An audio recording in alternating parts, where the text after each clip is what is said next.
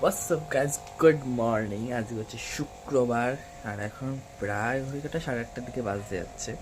আর আজকে সরস্বতী পুজো। আমাদের বাড়িতে সরস্বতী পুজো হয় না, কারণ আমার দাদু হয় না বলতে হতো, বাট আজ থেকে 3 বছর আগে সরস্বতী পুজোর আগে আমার দাদু অসুস্থ হয়ে পড়ায় না, 3 বছর ধরে পুজো হচ্ছে না। বাট হবে, কখনো না কখনো হবে।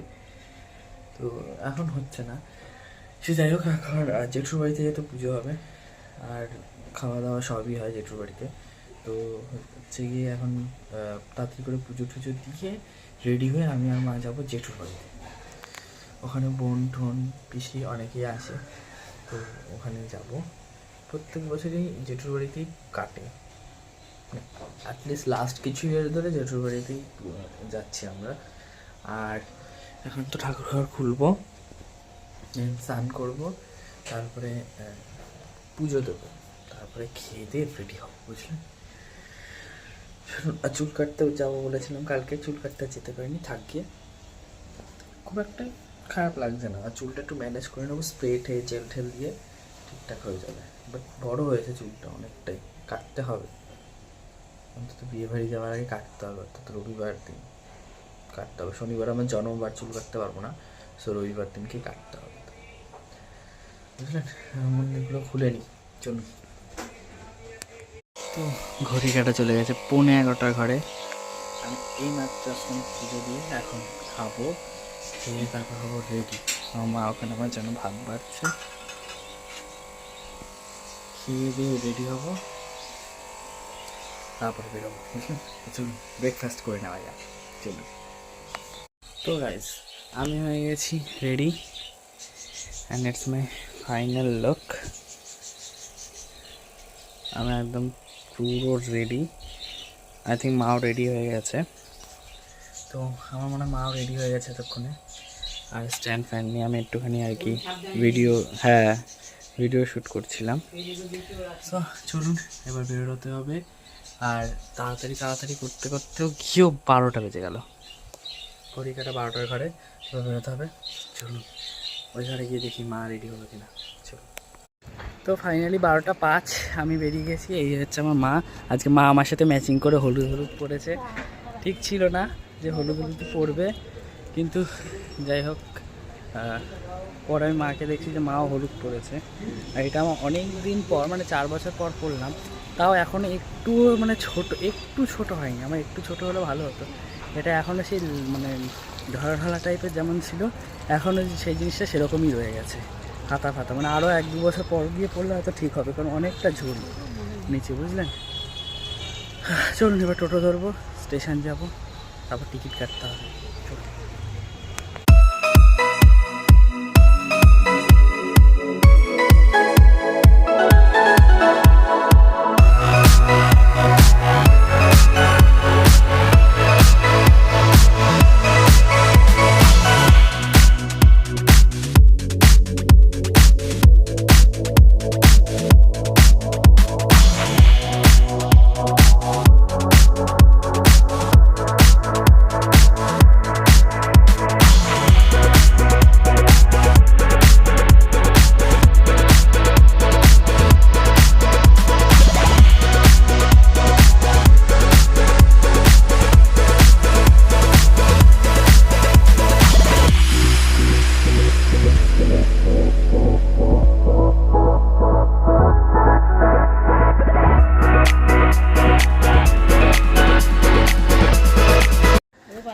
আমরা মদনপুরে নেমে গেছি স্টেশনে। এখন বাজে প্রায় 1:20। যখন আমরা এসেছিলাম তখন যদি ট্রেন পেতাম তাহলে এতক্ষণে পৌঁছে যেতে পারতাম, কিন্তু ট্রেন লেট ছিল, যার জন্য আমাদের এখানে আস্তে আস্তে দেরি হয়ে গেল। প্রায় 1:30টার কাছাকাছি। ভেবেছিলাম তাড়াতাড়ি আসবো, তাড়াতাড়ি আর হলো না। আগের ট্রেন তো ধরতে পারিনি, আগে একটা কল্যাণী সীমান্ত গেল, তারপরের ট্রেনটা উঠলাম। আস্তে আস্তে 1:30টা বেজে গেল। কি হাওয়া দিচ্ছে এখন, হালকা উপর ঠান্ডা পড়বে হয়তো। হ্যালো, কিউট একটা ডগ। এদিকে না, চলুন। আজ রোদের না ভীষণ তেজ। আমার বলছে ছাতা আনলে ভালো হতো। আমি যখন চলে এসছো মনে নেই, এখন আর মনে করে কী লাভ, আনোনি যখন আনোনি। আমার মামার পিছনে চলছে, যদি রোদের থেকে বাঁচা যায়। বাট হ্যাঁ, রোদের প্রচুর তেজ, আর এখন হবেও, গরম আসছে না চলে। খুব ঠান্ডা থাকলে এই রোদের তেজটা মানানো যায়, কিন্তু এখন তো আর সেই ঠান্ডাটা নেই, ওই জন্য রোদের তেজটা গায়ে লাগছে ভীষণভাবে। চলুন, এই জায়গাটা খুবই মানে নির্ঝুম, খুব একটা জমজমাট এই জায়গাটা নয়, খুব একটা ইয়েও হয় না এখানটা, একদম শান্ত পরিবেশ, বুঝলেন। আমরা যেখানে থাকি সেখানে তো সবসময় গাড়ি ঘোড়ার আওয়াজ, এখানে সেটা নেই, মানে এখানে আমরা অ্যাটলিস্ট চট করে এসে থাকতে পারবো না। চলুন।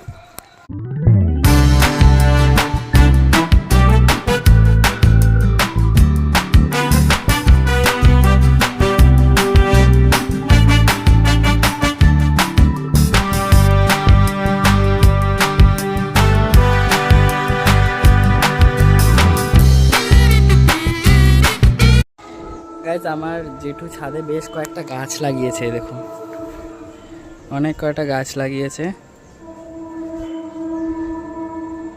এই গাঁদা ফুলটা আমার স্পেশালি খুব ভালো লাগে, মানে আমি এবছর গাঁদা ফুল লাগাইনি, ওই কে চর্চা করবে ওই কারণে। আমার মা এখান থেকে শুধু সুতোই বের করে যাচ্ছে শাড়ির থেকে, এমন শাড়ি পরে এসছে শুধু সুতোই খুলছে শাড়ির থেকে, আর উঠে এসে একবারে ছাদে চলে এসেছি।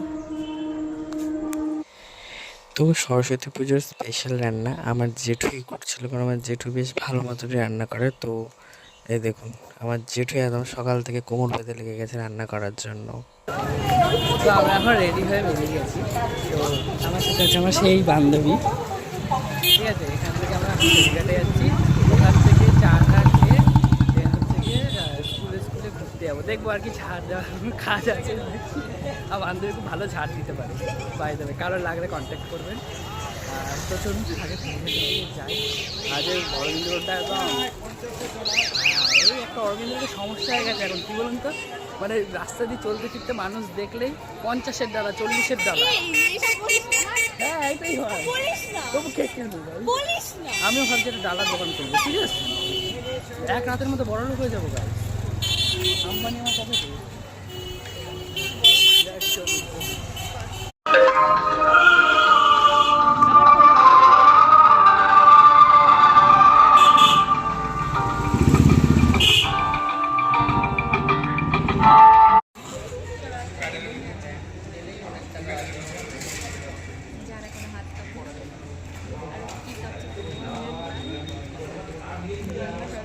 বৈশালী চ্যাটার্জি যাও, এটা বৈশালী ঘোষ। আমি মেয়েটাই এমন, ধর এক জায়গাতেই বসে পড়ে যায়, মানে শাসন করে দেয়।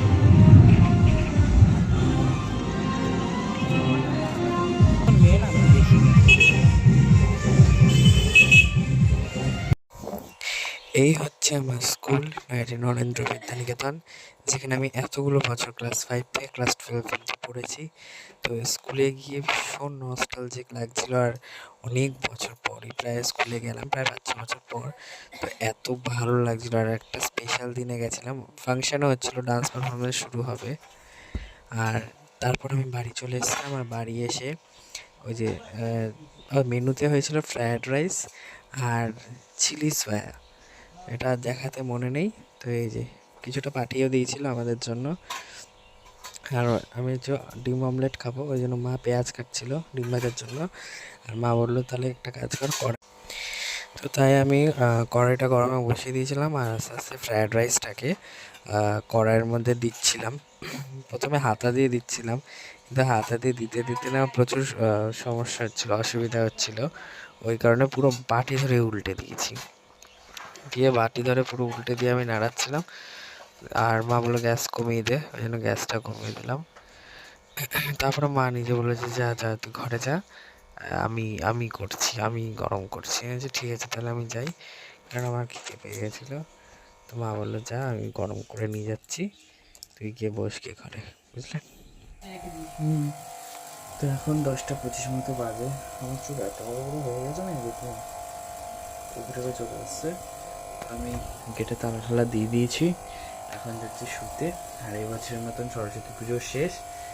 তবে এবছর সরস্বতী পুজোটা একটু আমার ভালো কাটলো, কারণ সকালবেলাও যেহেতু আমি গেছিলাম জেঠুর বাড়ি, ওখানেও সবার সাথে আলাপ হয়েছে, কথা হয়েছে, আর খাওয়া দাওয়া হয়েছে একসাথে, তো বেশ আনন্দ মজায় কেটেছে ব্যাপারটা। আর বিকেলবেলা যেহেতু আমরা অনেক দিন পর, প্রায় অনেকগুলো বছর পর স্কুলে গেলাম, তো অনেকদিন পর স্কুল দেখলাম, ওটাও ভালো লাগলো। অনেকদিন পর গেলাম আর কয়েকটা ঠাকুরও দেখতে পেরেছি। তো মোটামুটি আমার সরস্বতী পুজোটা বছর খুবই ভালো গেল। চলুন এবার গিয়ে বিশ্রাম নিই, কারণ আমার পায়ে ব্যথা হচ্ছে, অনেক হাঁটাহাঁটি হয়েছে, সকাল থেকে তো হেঁটেই যাচ্ছি। বলরামপুর স্টেশন থেকে আমার জেঠুর বাড়িও হেঁটে হেঁটে যেতে হয়, বেশ একটু হাঁটা হয়ে গেছে। আর এখন ঘড়ির কাঁটা 10টা 25 করে চলে গেছে। এখন একটু শোবো। আমার অ্যাকোয়ারিয়ামের না জলটা পরিষ্কার করতে হবে, অনেক দিন হয়ে গেছে। পরিষ্কার করবো মনেই থাকছে না জলটা কতটা নেমে গেছে।